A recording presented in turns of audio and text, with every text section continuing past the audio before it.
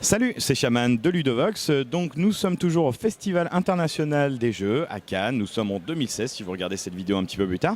Et nous sommes sur le stand de Ankama. Je suis avec Pierre-Henri Dupont, donc, qui est chef de produit chez Ankama. Bonjour, comment vas-tu ? Bonjour, très bien, merci. Alors l'idée ici c'est qu'on va parler un petit peu de ce qui a amené Ankama à être de plus en plus présent sur le Festival de Cannes, à présenter de plus en plus de protos. Est-ce que tu peux nous dire où ça commence un petit peu l'histoire de Ankama avec les jeux de société ? Bien sûr, au départ c'était une vraie volonté d'Anthony Roux, Tot, le fondateur de la boîte, de se lancer sur ce domaine-là. Et le premier jeu sur lequel on a travaillé, il y avait beaucoup réfléchi, c'était Crossmaster Arena, qui venait vraiment des univers de Dofus et Wakfu, où la volonté était donc de faire un jeu où les personnages allaient pouvoir s'affronter, peu importe de où ils venaient dans l'univers créé. Et donc Crossmaster permettait cela. Ok. Quand vous avez créé Crossmaster, la volonté, le positionnement du jeu, l'idée c'était tout de suite d'en faire une gamme qui reste sur la durée, avec des figurines à collectionner, des extensions ou d'autres déclinaisons ? Absolument. Le but était vraiment de sortir une boîte de base et derrière de nouvelles boîtes de base, mais également des add-ons tous compatibles les uns avec les autres et qui permettaient aux joueurs en fait de renouveler à chaque fois leur expérience de jeu et de redécouvrir les premiers jeux grâce aux nouveaux jeux qui sortaient puisqu'ils apportaient toujours des nouveautés. Alors au niveau de la création et justement d'auteur qui a bossé sur Crossmaster, initialement si on resitue un petit peu, Ankama, vous faisiez d'abord de la production média, ça multimédia, et ensuite seulement vous avez fait votre jeu en interne, c'est ça, Dofus, etc. Ça s'est passé comme ça à peu près ? Oui, absolument. Et donc du coup, comment vous avez fait pour vous dire, bon alors il nous faut un auteur pour le jeu Crossmaster, comment ça s'est passé ? C'était une idée originale justement de la personne qui était à la tête d'Ankama, qui avait ce projet en tête, ou il allait chercher dans les gens qu'il connaissait ? Alors au départ c'était effectivement une idée qu'il avait en tête et qu'il n'avait pas forcément le temps de développer lui-même. Et après il avait donc rencontré sur un salon le game designer. Et le contact s'est fait naturellement et il y avait donc enfin quelqu'un qui pouvait faire avancer le projet. D'accord. Alors le modèle pour Crossmaster, c'est que le designer, il est embauché chez Ankama, il est chez vous, c'est ça ? Oui, absolument. Et c'est important puisque comme tout est en synergie, tous les différents départements sont en synergie et travaillent ensemble, il faut que la personne soit au courant de tout pour pouvoir s'adapter. Par exemple, si on développe des personnages qui sortent dans l'année sur le jeu vidéo, il faut que les personnages du jeu de plateau reprennent les mêmes caractéristiques. Donc juste un petit résumé, est-ce que tu peux me dire, donc aujourd'hui il y a Crossmaster, la boîte de base, il y a eu d'autres petites ou grosses boîtes, ça s'architecture comment ? Il y a plusieurs saisons dans les figurines ? Oui, alors au départ en décembre 2012, on a donc eu la sortie de Crossmaster Arena. Ensuite, on a eu 3 saisons de personnages additionnels donc, qui sortent dans des boosters, dans les displays de boosters. On a eu aussi quelques packs fenêtres, mais on a surtout eu Crossmaster Junior, qui était donc aussi une nouvelle boîte de base, mais qui permettait d'introduire les plus petits au jeu. Crossmaster Quest, qui présentait un aspect différent autour de Crossmaster, plus vers le jeu d'aventure que vers l'affrontement. On pouvait enfin aussi jouer en coopération. Et là, on est sur la nouvelle version donc, de Crossmaster Arena avec un rafraîchissement des règles. D'accord. C'est compatible avec l'ancienne boîte ou les figurines ? Comment ça fonctionne entre les deux boîtes ? La compatibilité se fait toujours à partir des figurines. Puisque en fait, toutes les informations sont sur leurs cartes. Et donc à partir du moment où on a les cartes, on peut les jouer dans tous les jeux Crossmaster. Ok, donc même on peut prendre des figurines Crossmaster de base et les mettre dans Crossmaster Quest ? Absolument, c'est prévu pour et c'était vraiment l'idée de départ.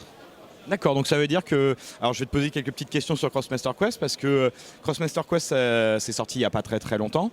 Donc je viens de comprendre de là, parce que moi je ne connaissais pas encore, que ça utilise le même système. Donc on va avoir les points d'action, les PM, etc.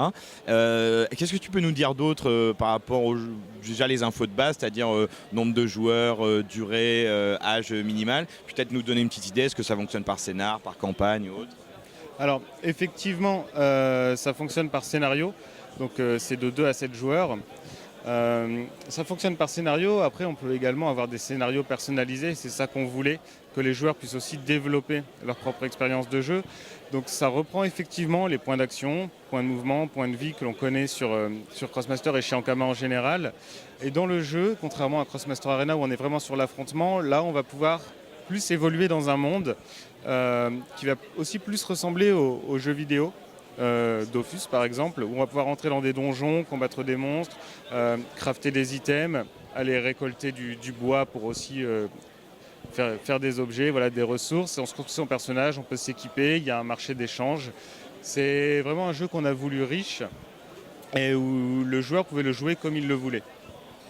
C'est toujours le même designer que vous aviez sur les autres Crossmaster. Il y a eu des collaborations ici pour ce jeu-là? Alors sur Crossmaster Quest, il y a eu effectivement le premier designer de Crossmaster Arena a commencé à travailler dessus. Puis un autre designer a pris le relais et l'a terminé. C'est aussi pour ça qu'il est arrivé plus tard que ce qu'on aurait souhaité. Très bien. On va peut-être fermer un petit peu la parenthèse Crossmaster. Ici, sur le salon de Cannes, donc bon, il y a une grande affiche et on a une vitrine Crossmaster Quest, mais finalement, là, les jeux que vous avez surtout en démo, c'est autre jeu. Alors, tu m'expliquais que c'était aussi pour la durée, mais là, ce qu'on peut voir, c'est que c'est plus un seul jeu que vous présentez, mais là, vous en avez combien? Vous avez 3, 4, 5, je vois le Kakemono, il y en a un paquet. Oui, absolument. Alors on continue de travailler sur Crossmaster, mais en parallèle, on a décidé de sortir des jeux qui n'avaient plus forcément de rapport avec les univers que l'on a chez Ankama. Alors il y en aura toujours, bien entendu, mais on a aussi décidé de sortir des jeux d'auteur, des jeux un peu autres, pour étendre la gamme, parce qu'Ankama tient vraiment à se lancer dans le marché du jeu de plateau.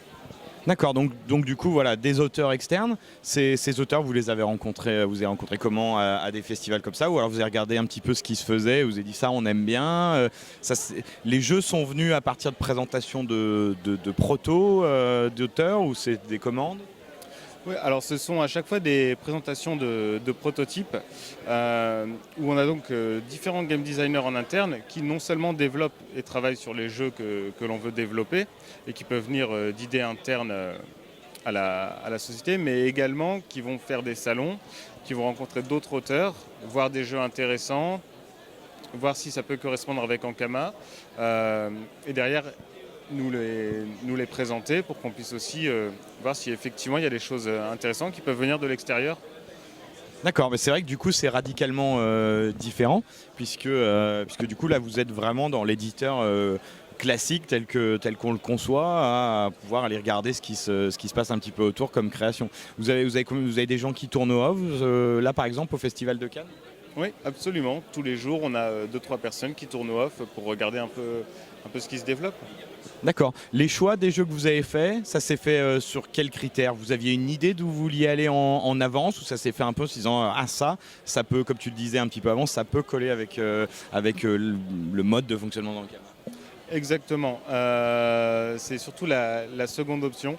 On voit le jeu et il faut qu'on arrive à l'imaginer dans un thème donné où on est toujours un peu dans l'épico-burlesque chez nous, quelque chose d'un petit peu décalé.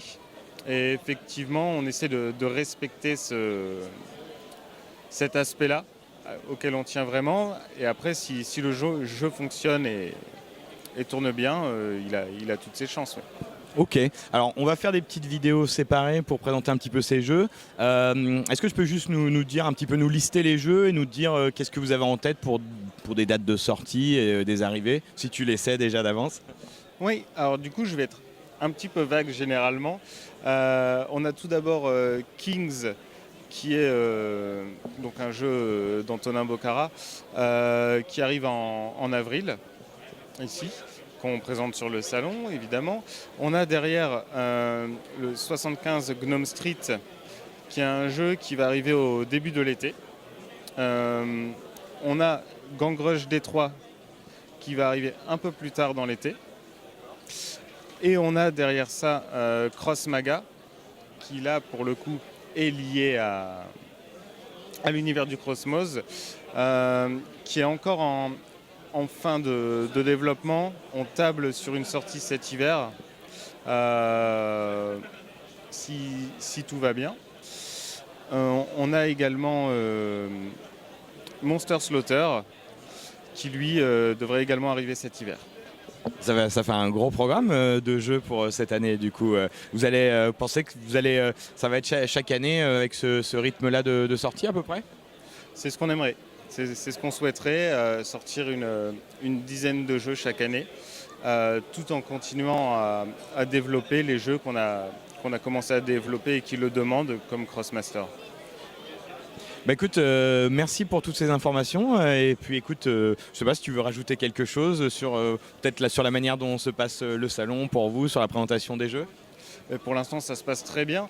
La plupart des jeux qu'on présente sont en version finale de prototype. Donc on avait aussi une petite appréhension à voir, une petite excitation à voir si tout allait bien fonctionner. Les retours sont bons, donc c'est génial. C'est génial d'être toujours au contact des gens. C'est toujours mieux d'avoir les retours en direct plutôt que de les imaginer.